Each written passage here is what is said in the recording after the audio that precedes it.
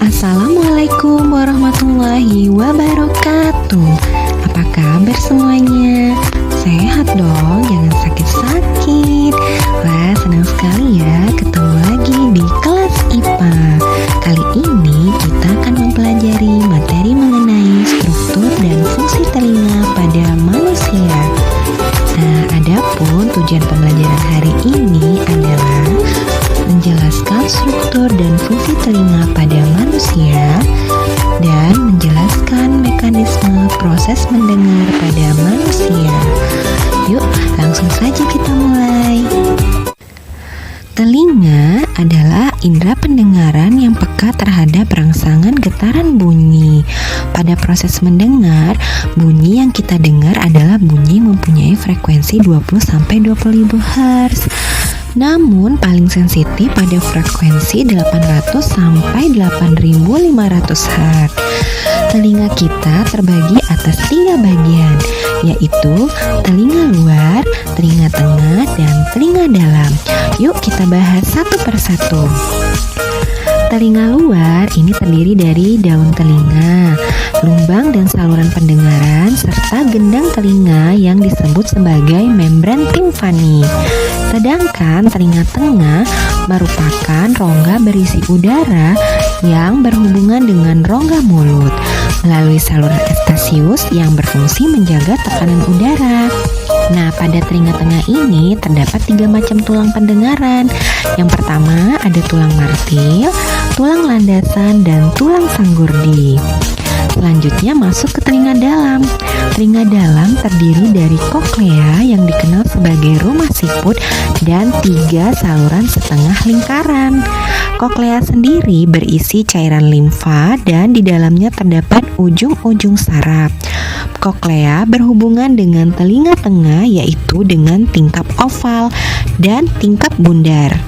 3 saluran setengah lingkaran ini berfungsi sebagai alat keseimbangan dan di dalamnya terdapat cairan endolimfa. Tahu nggak sih bagaimana bunyi bisa terdengar sampai ke telinga kita?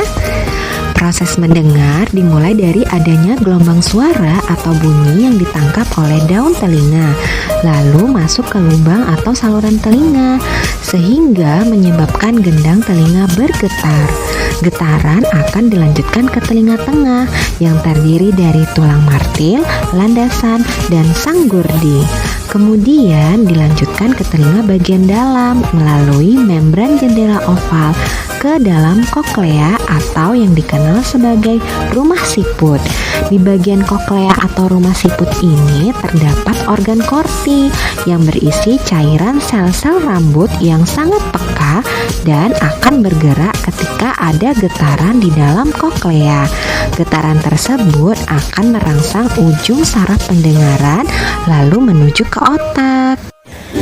Sekarang kamu tahu kan kalau telinga kita memiliki fungsi yang sangat penting, tidak hanya sebagai organ pendengaran, juga sebagai organ keseimbangan tubuh. Tapi tahu nggak sih, ada loh kebiasaan buruk yang kita lakukan dapat mempengaruhi kinerja telinga kita.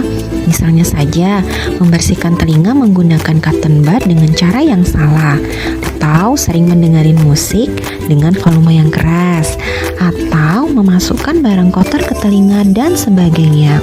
Semua itu dapat mengakibatkan gangguan atau kelainan yang terjadi pada telinga.